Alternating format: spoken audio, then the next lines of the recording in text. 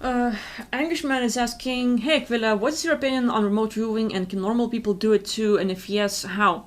I think everyone can do it. Like, whatever I'm doing, like whether it's remote viewing or just consciousness shifting or simply, being psychic and all this stuff, whatever I'm doing, whatever you see others doing, like with their remote viewing, with their getting out of body, with, you look at someone and you're like, hey, I want those skills. You can do it too. It's just like, it's not like you have to be special, it's not like you have to be an indigo kid or a starseed, because you all are. Like, these are just like labels to make you feel like special and like, oh, it's a thing, woo! Fuck that shit, like everyone can do it, every single person can do it.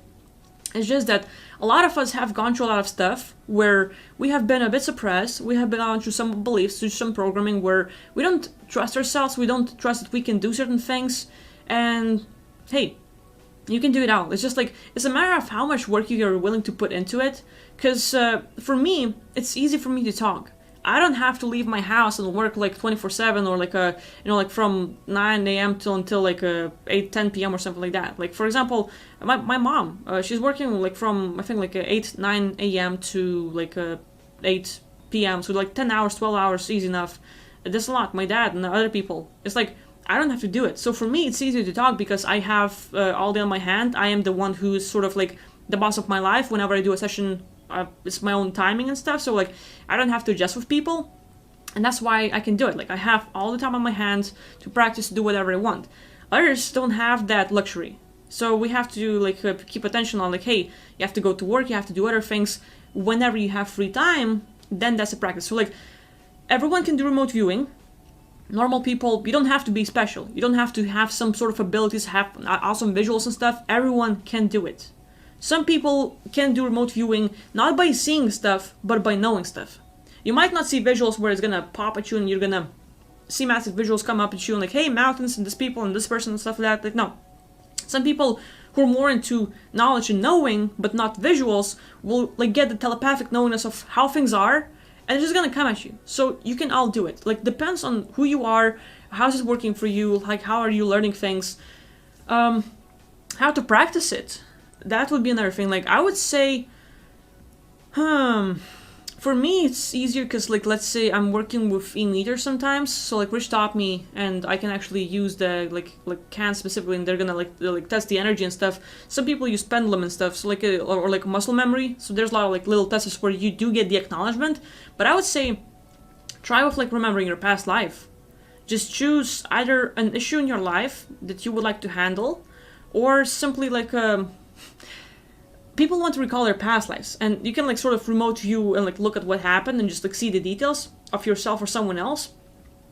But a lot of times there's gonna be a lot of traumas. Like like, hey, let's recall a birthday, and you can go so much on the positive as into like, oh shit, like someone got killed on a birthday, someone got suffering, and someone was poisoned and stuff. So like you can recall so much of the good stuff until you like have to confront something difficult.